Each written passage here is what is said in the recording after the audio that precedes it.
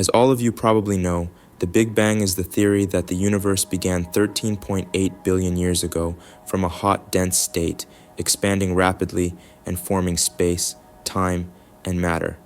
Until about 380,000 years after the Big Bang, there was no visible light as we know it today, because light couldn't move independently across space. The universe was hot, dense, and opaque. Because of the extremely high temperatures, protons and electrons couldn't even form atoms, let alone stars and galaxies. Therefore, photons, the particles representing light, were continuously scattered by free electrons and couldn't travel in a straight line. As a result, the universe was effectively foggy. No observable light could escape or travel through the universe. But as the universe expanded over time, it cooled, and after 380,000 years, it became cool enough for electrons to combine with protons and form neutral hydrogen atoms. Because photons are barely scattered by hydrogen, light was now able to travel freely around the universe without constantly being scattered, and the universe became transparent.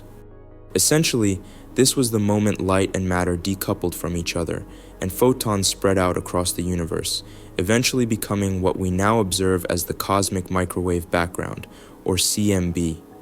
The CMB is essentially the afterglow of the Big Bang, a snapshot of the universe when it was just 380,000 years old. It is often called the farthest or oldest light because it comes from the edge of our observable universe. Since we're looking back in time when we observe the CMB, it allows us to see a wall or boundary that shows the limit of the observable universe. The CMB isn't visible to the naked eye today because, over billions of years, the expansion of the universe stretched the light waves into the microwave range, which is much longer than what our eyes can detect. That's why we need special instruments to observe it. It's simply too stretched for our eyes to pick up. But the most interesting part is that even though this ancient light has been traveling through space for 13.8 billion years, it still hasn't faded away, and it never will. And in today's video, I will explain why. Light has a finite speed, and hence, it takes time to travel across space. For that reason, when we look at an object, we're seeing the light that left it some time ago, whether that's nanoseconds, seconds, or even billions of years in the past, depending on the distance. We are always looking at a snapshot of the past, in a sense. For objects close to us, like in a room, light only takes a few nanoseconds to reach our eyes, so we don't notice any delay. But when we look at the sun, we're seeing it as it was over 8 minutes ago. That's how long sunlight takes to reach us. For stars and galaxies millions or billions of light years away, we're actually seeing them as they were millions or billions of years ago. Some of the stars we see in the night sky might not even exist anymore. Their light is just still traveling toward us across the vast distances of space. And finally, when we observe the cosmic microwave background, we are seeing the universe as it was 13.8 billion years ago. It is the furthest back in time we will ever see, because it is the moment light started moving freely across space. But there is one crucial difference between the light we see every day and the light from CMB. Light from stars or galaxies is emitted at specific points in space and at specific times. In contrast, the CMB was created everywhere in space simultaneously. When we imagine the Big Bang, we often picture an explosion in space, with everything expanding outward from a central point. However, this is misleading because the Big Bang wasn't an explosion in space. It was an expansion of space itself. There wasn't a single location in the universe where the Big Bang happened. Instead, the universe was already filled with energy and extremely dense matter everywhere. The Big Bang was the rapid expansion of this entire universe, rather than something blowing out from one spot.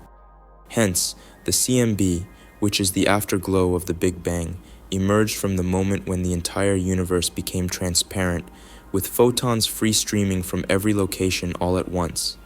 This leftover glow exists in every direction we look, and originates from every point in the cosmos, providing a cosmic background that is, quite literally, everywhere. Although you can't see it with your naked eye, it is all around you.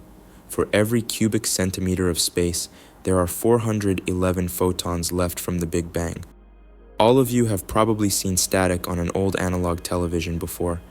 When these TVs weren't tuned to a specific station, they would pick up various types of noise. Most of this noise is radio signals from Earth itself, but a small portion of them, about 1%, is the CMB.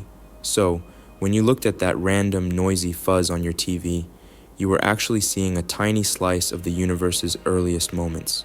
Modern digital TVs don't display this same static, as they don't pick up analog noise, so this cosmic connection to the Big Bang is mostly a relic of older technology. The CMB will also never fade away completely. As I mentioned earlier, the expansion of the universe not only stretches space itself, but also the wavelengths of photons traveling through it. Over billions of years, these CMB photons have been redshifted, meaning their wavelengths have stretched and their energies have decreased, moving them from the visible spectrum into the microwave range we detect today. As the universe continues to expand, the CMB's wavelengths will continue to stretch, further lowering their energy. Over time, this ancient light will shift into the radio spectrum, making it increasingly faint and difficult to detect. However, the CMB will never vanish completely. Even as the photon's energy drops, they will persist, and a sensitive enough detector will always be able to identify this signal. Far in the future, hypothetical observers will require larger radio dishes and more advanced instruments to capture these long wavelength photons. But because the CMB was emitted from all locations in the universe, there will always be a distant source for this background radiation, even as it redshifts further. New photons, originating from ever farther points in the cosmos, will continue to wash over us, ensuring the Big Bang's glow is never lost entirely.